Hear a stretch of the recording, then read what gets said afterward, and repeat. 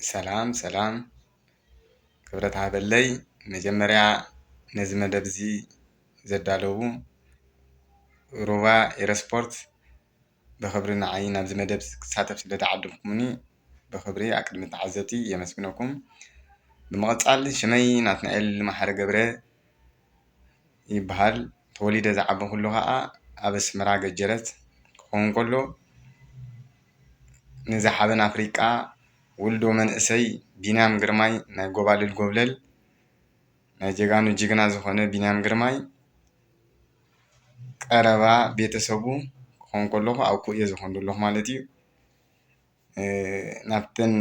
ዝሃብካኒ ሕቶታት ክኣቱ መጀመርያ ንዝሓበን ኣፍሪቃ ካብ ህፃንነቱ ክገልፆ እንድሕር ተኮይነ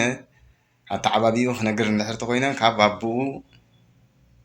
ግርማይ ሃይሉ ገረመስቀል ካብ ወላዲቱ ፍረወይኒ ማሕረ ገብረ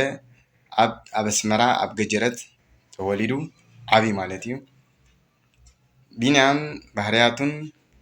ናይ ንእስነቱ ሂወት ክገልፅ እንተኮይነ ካብ እቶም ጀጋኑ ስድርኡ ካብ ኣቡኡ ግርማይ ሃይሉ ገረመስቀል ሓያል ዝኾነ ኣቦ፣ ሞራል ዝህብ ኣቦ፣ ኩሉ ነገር ዝኾነ ኣቦ ዘዕበዮ ጅግና ቆልዓ እዩ ማለት እዩ ቢንያም። ካብዞም ዓይነት ስድራ ብምፍራዩ ብጣዕሚ ንስድርኡ እውን ከየድንቆም ክሓልፍ ኣይደልን እየ። ቢንያም ብንእስነቱ ከሎ ዋዕ ነይርዎ እዩ ብጣዕሚ ኣነ ካብ ዝዝክሮ ማለት እዩ። ኦሬዲ ነዊሕ ገይረ ኣለኹ ካብ ስደት ካብ ዝወፅእ። ቢንያም ካብ ዝዝክሮ ግን ሽኮር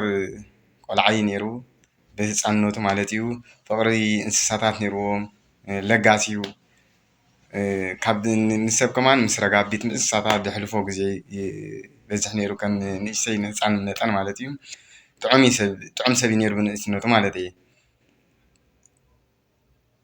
ካብ ስድርኡ ከዓ ሓላል ስድራ ተወሊዱ ንእስነቱ ብከምዚ ክዝክሮ ይደሊ። ክብረት ሃበለይ ንዝሓበን ሃገር። ሓወይ ብሩኽ ናብታ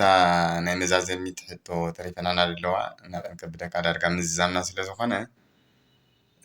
እታ ሕቶ እንታይ ትብል ዘላ ምስ ቢንያም ዝነበርካሉ ግዜ ሲ ካብ መስሓቅ ንስኻን ቢንያምን ዝነበርኩምሉ ግዜ ሲ እንታይ ትዝክር መስሓቅ ገለ ናይ ቢንያም ናይ መስሓቅ ነገራት ትብሎ ነገራት ገለ ተለካ ገለ በለልና እንዳሃልካኒ እወ ናይ ቢንያም ሓንቲ ዘስሕንቀኒ ነገር ኣይ ሆፕ ይዝክራ ክኸውን ንሱ ቅድሚ ክንደይ ዓመት ነዊሕ ዓመት ኮይኑ ኣሎ ኣነ ኤርትራ ከለኹ ማለት እዩ። ቢንያም ከም ዝብለካ ዘለኹ ብንእሽትኡ ከሎ ምዕባይ ርግቢት ፍቅሪ እንስሳታት ገለ ስለ ዝነበሮ ብፍላይ ኣብ ረጋቢት መሓዝ ገለ ገለ ቀፃሊ ሕርፋን ናይ እንስሳ ስለ ዝነበሮ ሕጂ ሓደ መዓልቲ ኣነ እንዳኸድኩ ከለኹ ማለት እዩ የረኽቦ ንምንታይ ኢኻ ንስኻ ማንቲግ ጌርካ ረጋቢት ትሃርም? ርግቢት ክትሃርም ክትብል ዓይኒ ሰብ ከተፍስስ ወይ ኣብ ካልእ ሰዓብን ከምፃልካ ስለ ዝኽእል ሲ ማንቲግ ንምንታይ ትሕዝ? ብካልእ መንገዲ ዶ ትሕዝ? ብሸረኽ ኣለካ ብካልእ ነገርስ ክትሕዘ እንዶ ትፍትን? ንምንታይ ኢኻ ማንቲግን ገለመለን ትሰድድ ዘለካ ገለ ኢለ ዝዛረቦ ተዛሪበ ይኸይድ ሕጂ ከምዚ ከይትገብር ገለ ኢልዮ ካልእ መዓልቲ ምስ ረኸብኩ ሽዑ ልክዕ ማንቲግ ሒዙ ከኣቱ ገዛትና ቀላሚጦስ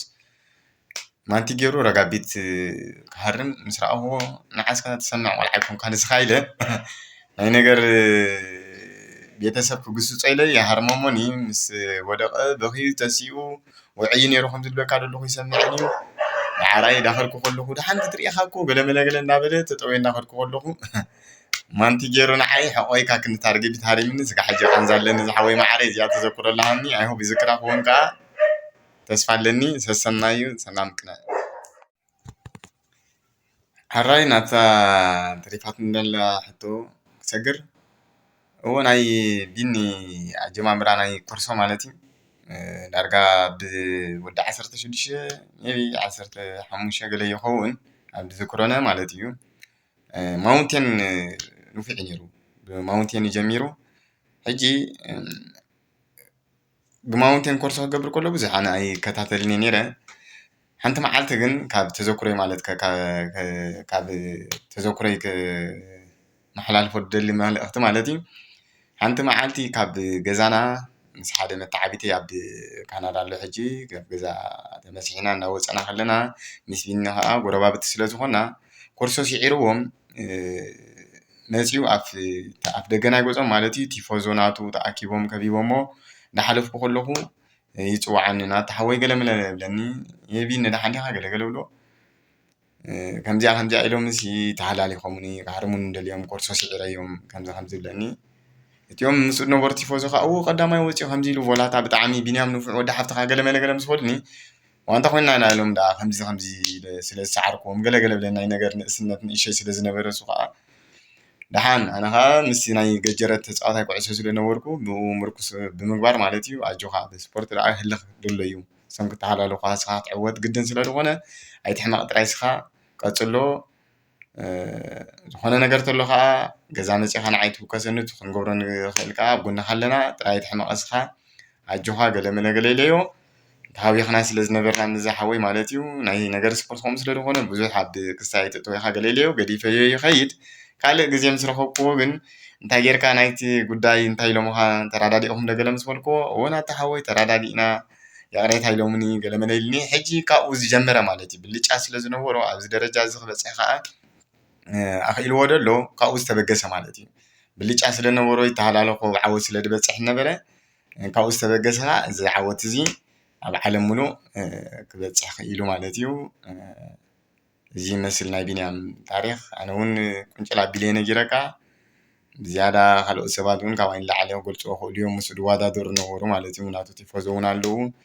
ልዕለይ ፅቡቅ ጌሮም ክገልፅዎ ክእሉ እዮም ይቐኒለይ ክብረት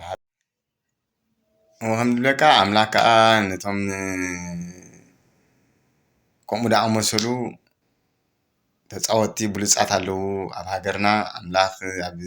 ዓወት ከብፅሖም ኣሰሮ ክስዕቡ ከዓ ደጊመ ደጋሚመ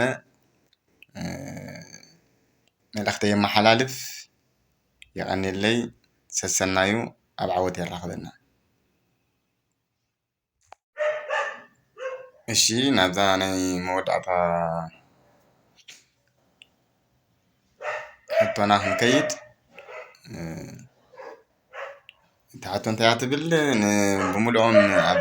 ዝተፈላለዩ ሃገራት ዓለም ዘለዉ ቲፎዞ ደገፍቲ ናይ ቢንያም ተመሓላልፎ መልእኽቲ እንታይ ኣለካ ነቶም ቲፎዞ ብጣዕሚ በቃ ምስጋና ይወሰነ የብሉን ናይ ብሓቂ ቀፅልዎ ንድመፁ ብድሕሪ ቢንያም ካልእ ብሉፃት ተፃወቲ ክመፁና ተስፋ ኣለና እዚ ቲፎዞ ትገብርዎ ዘለኹም እቲ ደገፍ ከዓ ቢኒ እንዳበልኩም ባንዴራ ናይ ሃገር ሒዝኩም ትገብርዎ ዘለኹም ድጋፍ ከዓ ፍርቂ ናይ ቢንያም ሓይሊ ስለ ዝኾንኩም ከዓ ብጣዕሚ ካብ ልቢ ከመስግነኩም ይደሊ ካብ ልቢ ካብ መጠን ዝሓለፈ ናይ ልቢ ምስጋና ይተቐበሉ ብጣዕሚ በቃ ኣነ ናይ ፍርቂ ናይ ቢንያም ሓይሊ እሶም እዮም ኣነ እውን ኣብቲ ምስኦም ደይምህላወይ ቁሩብ ቂር ብለኒ ከምኦም ኮይነ ባንዴራ ሒዘ እንዳበልኩ ንቢንያም ክድግፎ ደስ ምበለኒ ነይሩ ኦሬዲ ግን እሶም ድሕሪ ኣለዉ ኮይኖም ኣነ ከም ዘለኹ ማለት እዩ ብጣዕሚ ደስ እዮም ድብሉኒ ከምኡ ክሪኦም ከለኹ በርትዑ ቀፅልዎ ይቐኒልና ከዓ ደጊመ ደጋጊመ ይቐኒልና ኣብ ዝተፈላለዩ ሃገራት ዓለም ዘለኹም ቲፎዞ ናይ ቢንያም ዕድመን ጥዕና ንሃብኩም ንምሉኣትኩም ይቐኒለይ ብስም ሩባ ኤረስፖርት ከዓ ደጊመ ደጋጊመ የመስግነኩም ሩባ ኤረስፖርት ከዓ በዚ መደብ ደቕረብኩምለይ ካብ ልቢ ምስጋና የቐርብ ቀፅልዎ እዛ መደብ እዚኣ ብጣዕሚ ደስ ትብል መደብ ስለ ዝኾነት ቀፅልዎ ንሕና እውን ብዓቕምና ከነባራትዕና እዛ መደብ እዚኣ ስለ ንከታተላ ከዓ ዳግማይ ካብዚ ሰሲና ክትመፀና ሰናይ ምንየተይ እዩ ንኩሉ ብዓለም ዝነብር ህዝቢ ኤርትራ ቲፎዞ ናይ ቢንያምን ይቐኒልና እንዳበልኩ መደበይ ኣብዚ ዓፁ ክብረት ሃበለይ